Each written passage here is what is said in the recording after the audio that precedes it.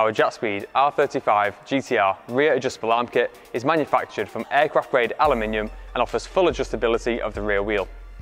It consists of a rear lower camber arm, offering positive and negative camber adjustment over standard, a rear tow arm, offering rear tow adjustment and bump steer adjustment for lowered vehicles, and a rear upper camber correction arm, allowing positive camber adjustment to get a lowered vehicle back to a standard camber setting.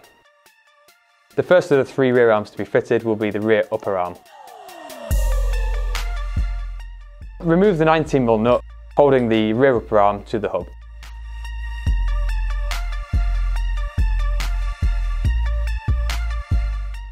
The arm might need a gentle pry just to release it from the hub. Once released, disconnect the roll sensor from the upper arm. Now undo the two bolts holding the rear upper arm to the subframe.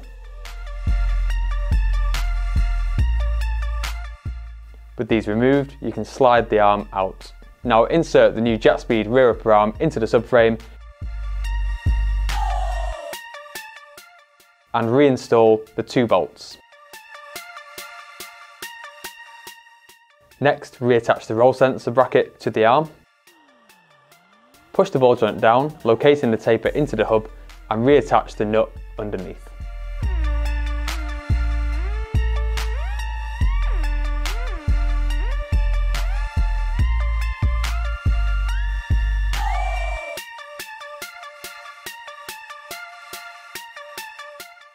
With the rear upper arm installed, now move across to the rear tow arm.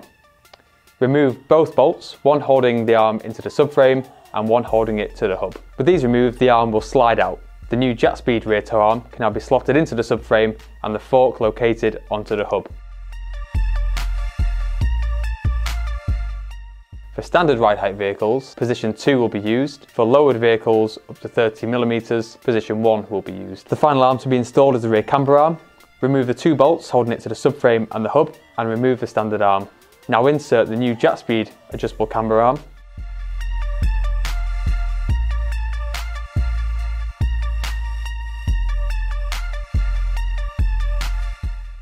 Insert the two bolts, one holding it to the subframe, one to the hub, and tighten both.